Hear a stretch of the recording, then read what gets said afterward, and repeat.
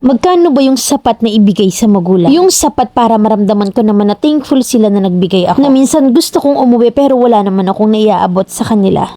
College graduate ako last July 2024 at nagkaroon ako ng work ng 2024 ng November. High school pa lang ako, sabi ko sa sarili ko na kapag nagka-work na ako, lahat ng sahod ko ibibigay ko sa parents ko bilang pasasalamat sa ibinigay nila sa akin. Na nagawa ko naman yun simula November 2024 hanggang June 2025. Na kahit nagigipit or nagkukulang na ako sa sariling gastusin, nagbibigay pa rin ako. Pero simula nung July, konti na lang yung naibibigay ko sa parents ko. Kumbaga mababa na yung tig 1K kada kinsenas dahil na-realize ko na may mga kailangan din ako dito sa work. Lalo na't solo living ako. Binibilhan ko sila ng 25 kilos kada buwan at binibigay ko pa yung mga ino-order ko ng mga prutas, ulam, etc. Iba pa yung binibigay ko sa mga kapatid ko na isa ring hindi ako nakakarinig ng thank you mula sa kanila. Pero binibigyan ko pa rin naman. Lahat binibigay ko sa pamilya ko at buong puso namang tinatanggap yun ng father ko. Nakulang ang 3 beses na pag-thank you niya sa akin. Nakitang-kita ko talaga yung tuwa niya at sobrang grateful ako sa tatay ko. Pero yung mother ko, kabaligtaran ng tatay ko. Sa lahat ng pagbibigay ko sa kanya, 1 beses lang siya nag-thank you man lang sa akin na magagalit pa kapag hindi ko nabigyan. Halimbawa na lang na magbe-birthday yung tatay ko, sabi ko sa nanay ko na hindi na muna ako magbibigay kasi nga mag-iipon ako para sa birthday ni Papa. Ang sagot niya sa akin, ay bakit? Bakit ka pa kasi maghahanda? Na napaka-ungrateful ng mother ko. Yung tatay ko, bibigyan ko ng 300 pang kape niya, tatanggihan niya at sasabihin niya na may allowance pa naman siya. Na ipang-allowance ko na raw muna. Pero si mama, pakiramdam ko nakukulangan siya sa mga binibigay ko at hindi niya na-appreciate yung mga ginagawa ko. Si tatay ko rin yung palaging nangangamusta sa akin, pero si mother, kung hindi ko patatawagan, hindi ako kakausapin. Na kahit na gusto kong ibigay lahat ng sahod ko, hindi ko rin kaya kasi lalo na't mag-isa lang ako. Na may mga kailangan din kasi akong bilhin. By the way, minimum wage earner lang ako at wala naman akong pinapaaral ng kapatid. May sideline yung kapatid ko at may work naman yung nanay at tatay ko. Kaya't ang tanong ko sa mga nanay dyan, magkano ba yung sapat na ibigay sa parent? Yung sapat para maramdaman ko na thankful si mother kasi nagbigay ako. Ano ba yung dapat kong gawin, Mami Len? Ayoko rin kasing umuwi sa probinsya namin kasi yun nga, wala rin naman akong mayaabot sa kanila. Sana'y mabasa at mabigyan niyo ako ng payo. Letter sender, Sara ng Pampanga.